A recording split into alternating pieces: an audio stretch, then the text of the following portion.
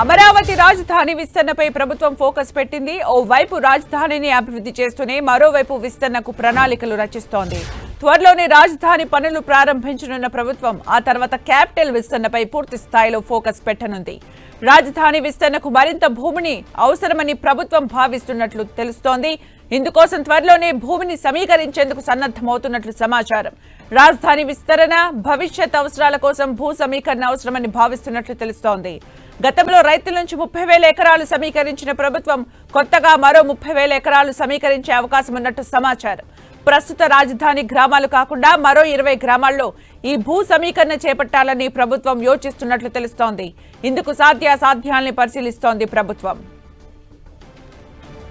మరిన్ని అప్డేట్స్ మా ప్రతినిధి విజయ్ చంద్రన్ అందిస్తారు. విజయ్ చంద్రన్, ఆంధ్రప్రదేశ్ రాజధాని అమరావతిని మరింతగా విస్తరించేందుకు ఏపీ ప్రభుత్వం ఆలోచన చేస్తుంది. ఒకవైపు రాజధాని పనులను ఏదైతే ఉందో మళ్ళీ పునఃప్రారంభించేందుకు ప్రణాళికలు వేస్తుండగా దీనికి సంబంధించి ఎక్కడెక్కడైతే అవకాశం ఉందో అక్కడంతా ఆ లోను తీసుకువచ్చి పనులను పూర్తి చేసేందుకు ప్రభుత్వం కృషి చేస్తుండగా మరొక వైపు రాజధానిని మరింతగా విస్తరించాలి అంటే భవిష్యత్తులో ఇంకా అవసరాలు దృష్టిలో పెట్టుకొని అంతర్జాతీయ స్థాయిలో రాజధాని విస్తరణ పనులు చేపట్టాలని చెప్పేసి ప్రభుత్వం భావిస్తోంది. దీనికి సంబంధించి అంటే ఏ విధంగా ఉంటుంది, ఏ విధంగా చేయాలి, సాధ్యాసాధ్యాలు అనే దాని మీద ఏపీ ప్రభుత్వం కసరత్తు చేస్తూ ఉంది.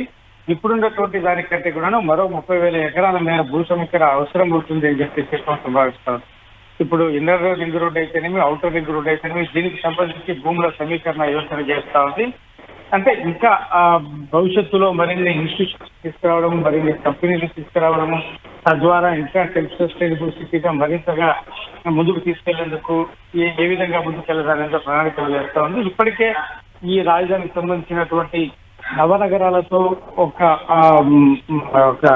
మాస్టర్ ప్లాన్ రూపొందించగా ఇప్పుడు మళ్ళీ భూసేకరణ చేపడితే దాన్ని ఏ విధంగా చేయాలి, ఈ భూసేకరణ కొత్తగా చేపట్టిన వాటిలో ఎటువంటి నిర్మాణాలు చేపట్టాలి అనే దాని మీద ఏపీ ప్రభుత్వం ప్రశ్న చేస్తా ఉంది.